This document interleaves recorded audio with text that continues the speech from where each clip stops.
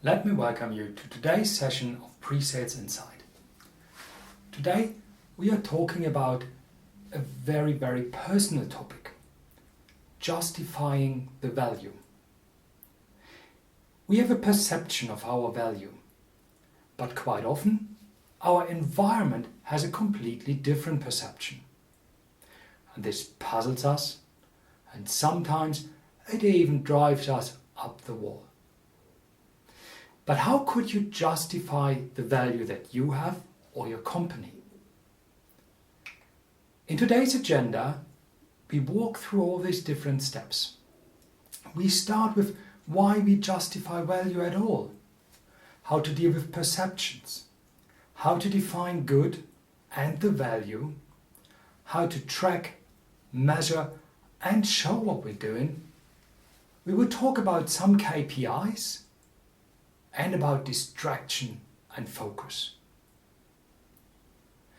As human beings, we are very much driven by the wish to have a value that we see in us, that others see in us, or even a higher authority sees in us.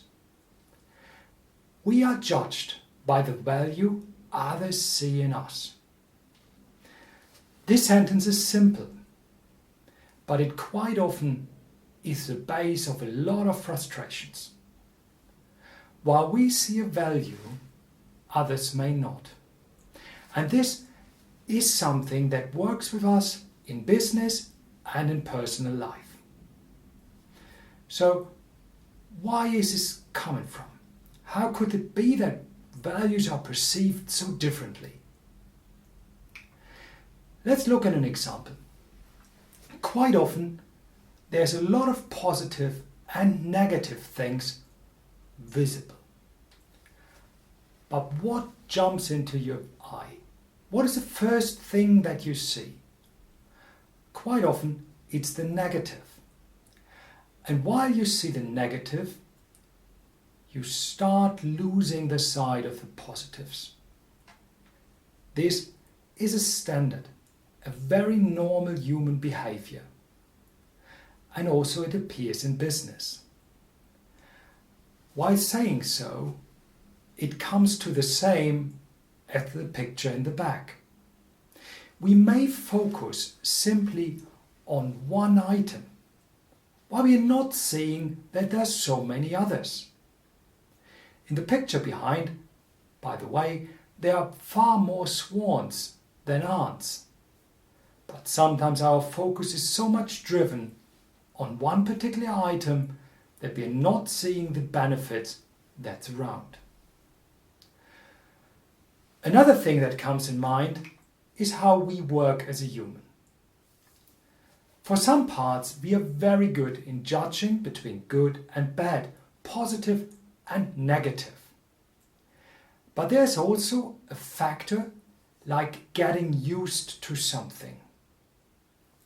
After a while, positives and negatives are perceived as normal, not as something special. If you have to struggle daily with your IT systems, after a while it feels like this is normal.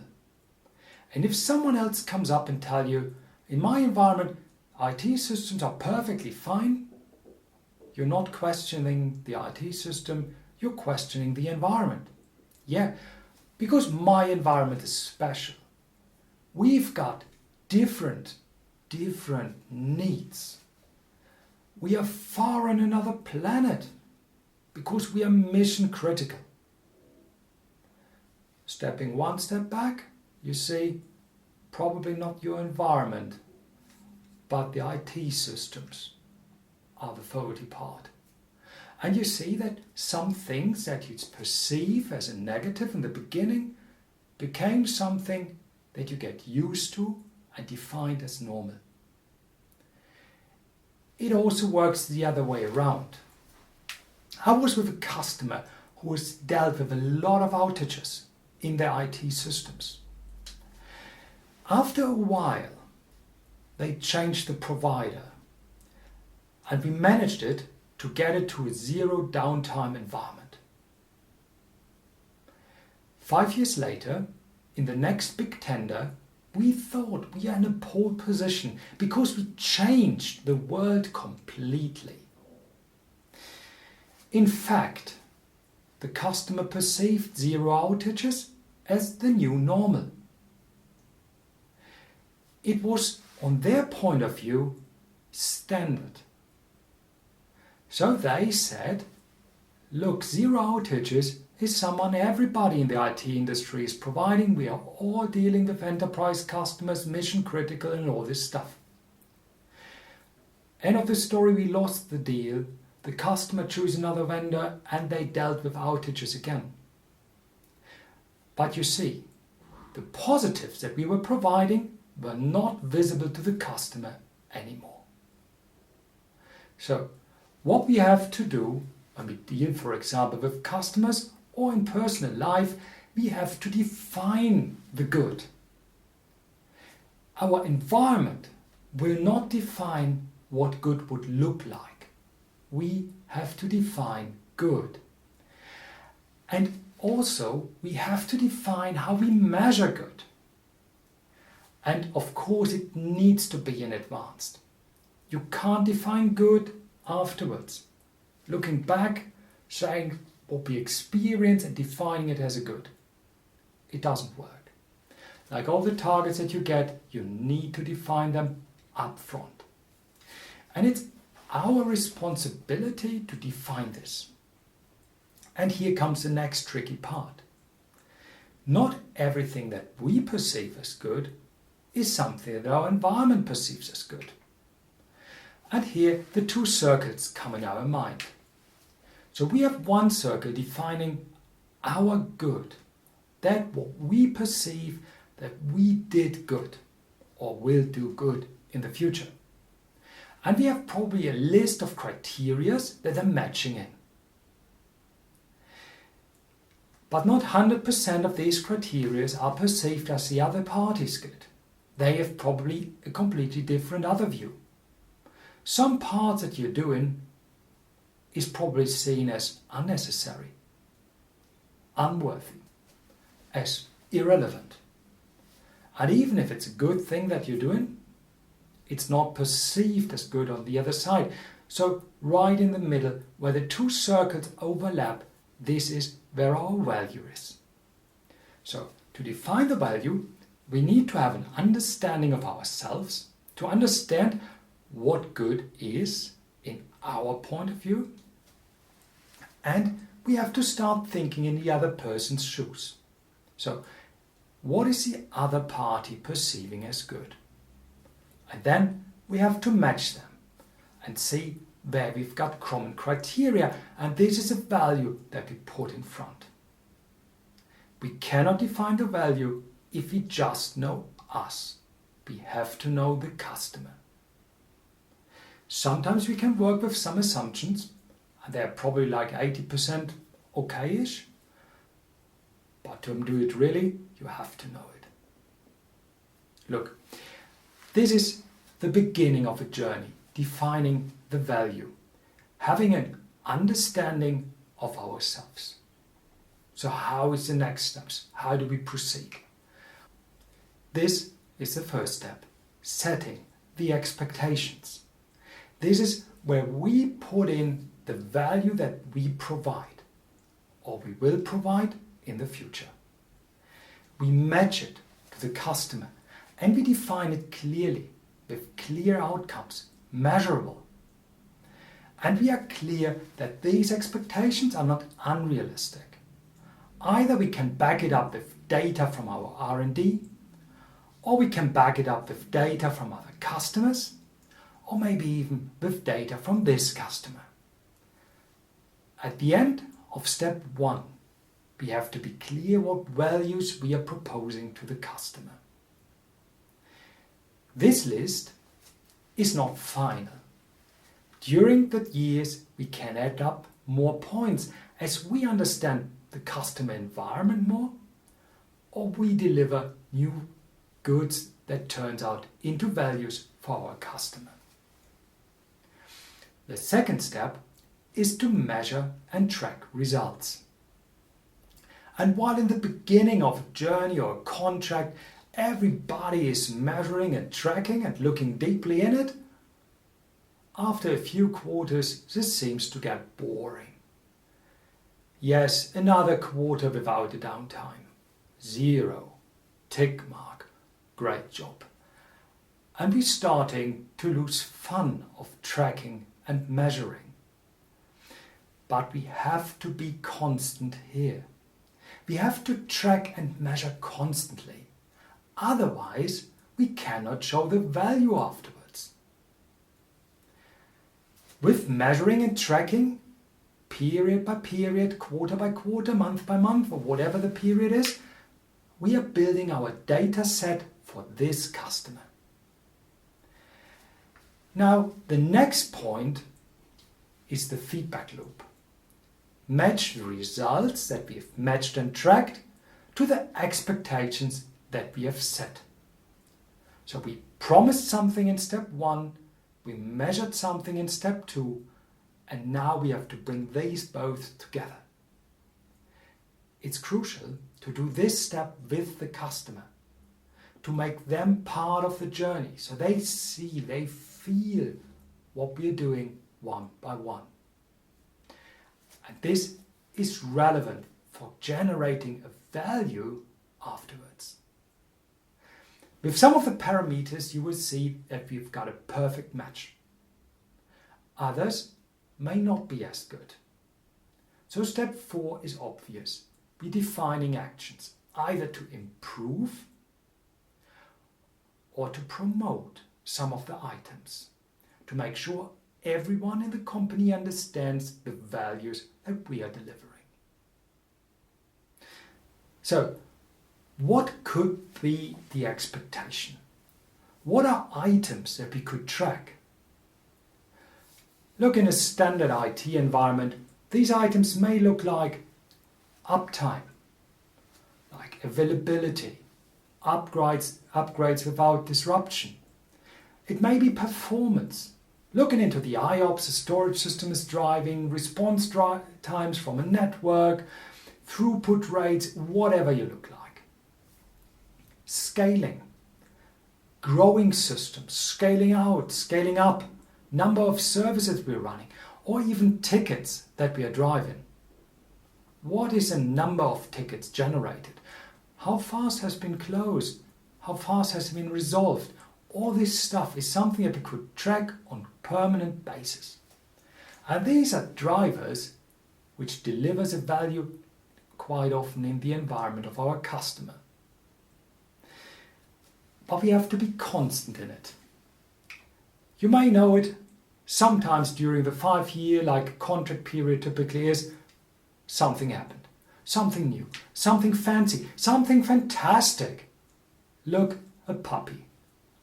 Everyone turns their eyes and is looking straight to the new puppy, forgetting all the other stuff. Here you need to be constant. Even in this environment, you have to show the value one by one. Even while transforming yourself, your business, your solution, you have to track the parameters. You have to show the value of the customer to the customer. Even when a lot of distractions are around. To be more precise, especially when there's a lot of distraction around. And this time, you need to be in the driver's seat to measuring and tracking and showing the results. Now, this is a good part of the journey. Everything's nice, everything's good. But quite often, there's also another problem, like competition. Competition is not a problem per se. It's a fair competition, it's a championship, it's something sporty. But sometimes competition is working with FUD. Fear, uncertainty, doubt.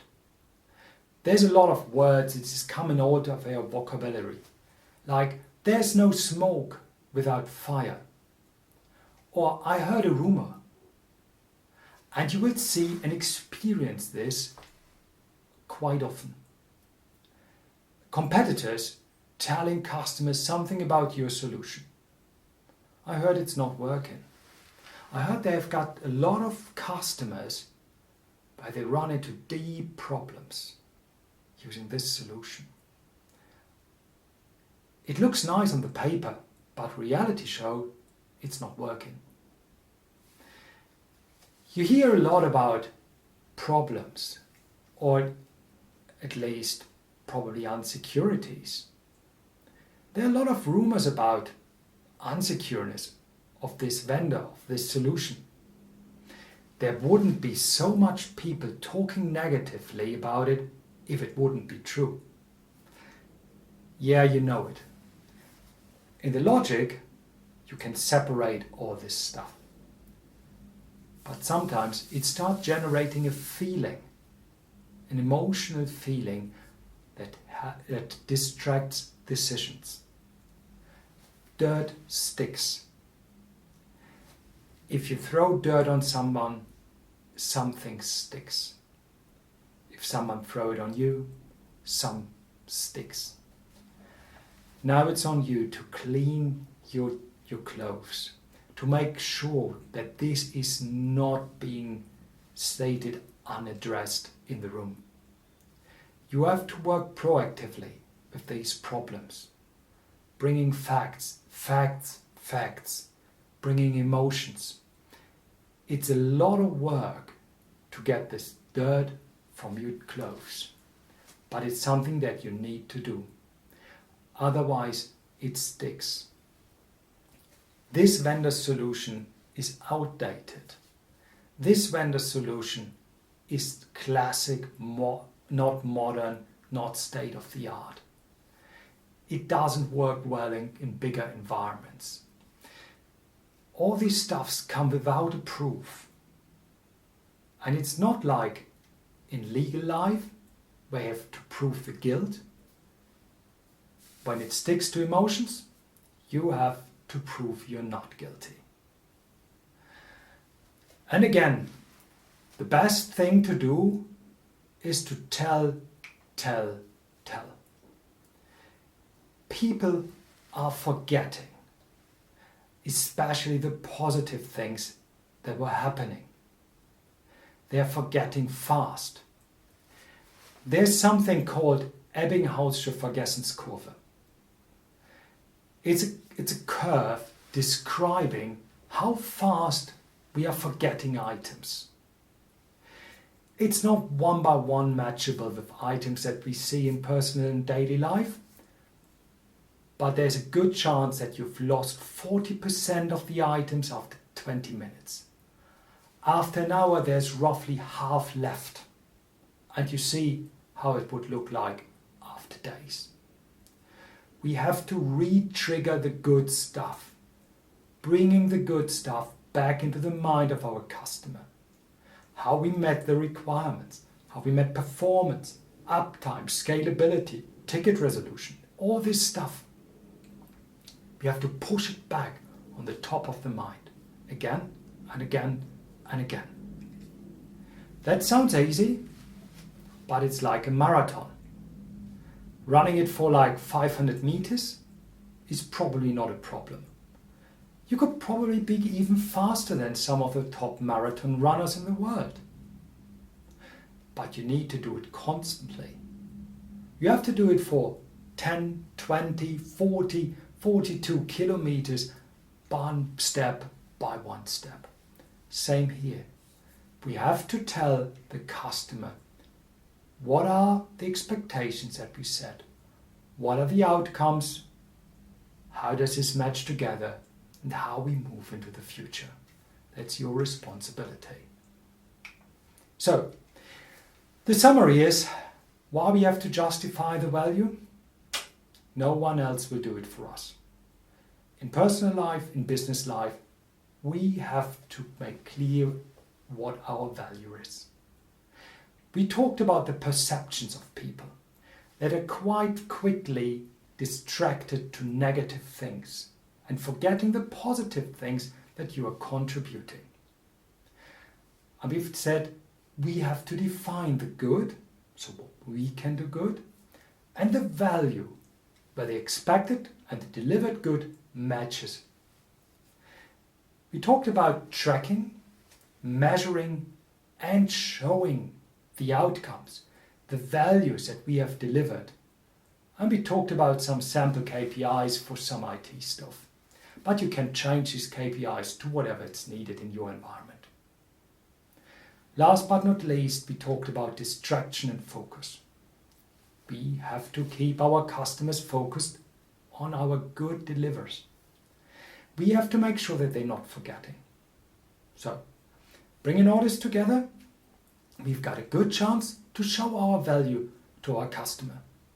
To our customer in business, in personal life, or even in relation. Have fun with it, work with it, and make as a first exercise a small list. What is the good that you are delivering to other people and to the business?